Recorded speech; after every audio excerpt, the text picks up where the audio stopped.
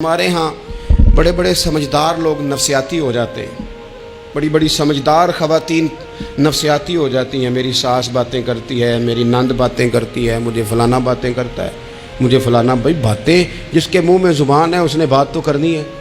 اب آپ نے کیوں یہ دعویٰ کر لیا ہے کہ آپ اتنے اونچے چلے جائیں کہ آپ کو بات ہی کوئی نہ کرے؟ کیا حرج ہے اس میں؟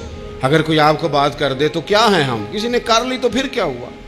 اس کا اتنا اثر قبول کرنا کہ ساری رات سونا ہی نہ، پریشان ہو جانا۔ اور بعض لوگ ایسے ہیں جنہیں اتنی باتیں نہیں ہوتی جتنی انہیں ٹینشن ہوتی ہے۔ یعنی وہ دو بندے کونے میں کھڑے ہیں تو میری ہی بات کر رہے ہیں، اور بھائی تو اتنا اہم نہیں ہے، انہیں کوئی اور کام بھی ہو سکتا ہے، تیری بات ہی انہوں نے کرنی۔ بلا وجہ لوگ سمجھتے ہیں کہ میں بڑا اہم آدمی ہوں، وہاں بھی مجھ پہ تبصرہ ہو رہا ہے، یہاں بھی ہو رہا ہے۔ اس پہلو سے باہر آئیں، اس کمپلیکس سے نکل آئیں۔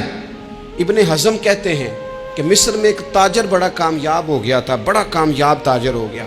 تو زندگی میں جتنے لوگ بھی کامیاب ہوتے ہیں ان سے حسد ہوتا ہے، اس سے بھی اس کے ارد گرد کے لوگوں نے حسد شروع کیا۔ اب تاجروں نے پلاننگ کی کہ اسے خراب کیسے کرنا ہے۔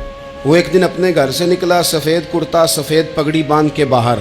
اب 5-6 لوگوں نے پہلے سے منصوبہ بندی کی ہوئی تھی۔ ایک صاحب اسے ملے، کہنے لگے ماشاءاللہ آج تو سفید کرتے پر سبز امامہ، سبز پگڑی بڑی ہی اچھی لگ رہی ہے۔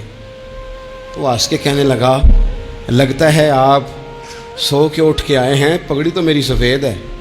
اس نے کہا چلو پگڑی تو سبز ہی ہے، باقی آپ نہیں مانتے تو آپ کی مرضی۔ وہ آگے بڑھا، تو اب کیونکہ پلاننگ تھی تو ایک شخص اور ملا، اس نے کہا کیا بات ہے، سفید کرتے پر آپ کا پیلے رنگ کا امامہ کیا جچتا ہے؟ اس نے کہا یار کو خدا کا خوف کر۔ ہنس کے کہا کیا ہو گیا، تیری اینک کا نمبر تو نہیں تبدیل ہونے والا ہوا؟ اور بھائی میں نے تو سفید کرتا اور سفید ہی امامہ باندھا ہے۔ اب 2-3 لوگوں کی دفعہ تو وہ مسکرایا، لیکن وہ ڈھیر سارے لوگوں نے منصوبہ بندی کی تھی۔ وہ جب چوتھے کے پاس گیا تو اس نے بھی کہا کہ کیا بات ہے سفید کرتے پر پیلے رنگ کے امامے کی؟ اس نے کہا پیلا کہاں ہے؟ اب وہ غصے ہونے لگا۔ اب وہ چھٹے کے پاس گیا تو اس نے کہا جناب کیا بات ہے سفید کرتا اور کالا امامہ؟ اب وہ غصے میں اتنا باولا ہوا کہ پہلے ہنسا پھر رویا، پھر اسے سمجھ نہ آئی کہ دکان کا تالا کس چابی سے میں نے کھولنا ہے۔ بس وہ شام ہوئی تو اس بیچارے کو بچوں نے روڑے مارنے شروع کر دیے۔ وہ اتنی تکلیف میں آ گیا کہ لوگ اسے پاگل کہنے لگے۔ کیوں؟ اس لیے کہ لوگ منصوبہ بند، افواہ تھی نا کہ میری طبیعت خراب ہے، تو لوگوں نے حال پوچھ پوچھ کر بیمار کر دیا۔ لوگوں کی باتیں، لوگوں کے تبصرے، لوگوں کے کومنٹس۔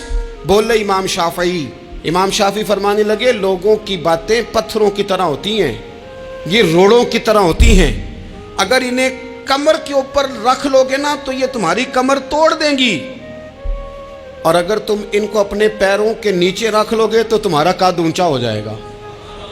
بس دنیا میں وہ لوگ پریشان ہوتے ہیں جو لوگوں کی باتوں کو کندھوں پر سوار کر لیتے ہیں، جو پیروں کے نیچے رکھے، جو پاؤں کے نیچے رکھے ان کا قد۔ وہ پرانے زمانے میں نا عارف رومی رحمۃ اللہ علیہ فرماتے ہیں کہ ایک بیل گائے گر گئی تھی کنویں کے اندر، تو اب وہ لوگ اس کو نکال تو نہیں سکتے تھے، تو انہوں نے اس طرح کیا کہ مٹی ڈالنی شروع کر دی کہ اب بدبو آئے گی، پریشانی ہوگی، تو اس کو بند کر دیتے ہیں اندر ہی، کنویں کو کنواں نئی جگہ پہ کھود لیتے ہیں۔ انہوں نے جب اس کے اندر مٹی ڈالی نا تو وہ گائیں جو تھی وہ مٹی جھاڑ کے تو مٹی کے اوپر آ گئی۔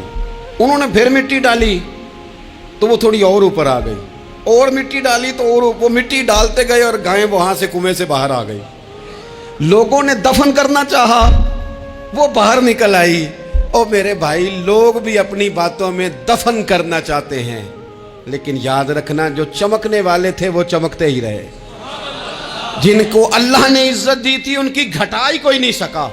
اتنی لمبی زبانیں کھول کے لوگوں نے صحابہ کے بارے میں باتیں کی، لیکن سورج چمک رہا ہے صدیق اکبر کی شان کا، عظمتیں دمک رہی ہیں فاروق اعظم کی، عروج ہے جناب فاروق اعظم کو، نگر نگر گلی گلی دنیا علی علی کرتی چلی جا رہی ہے۔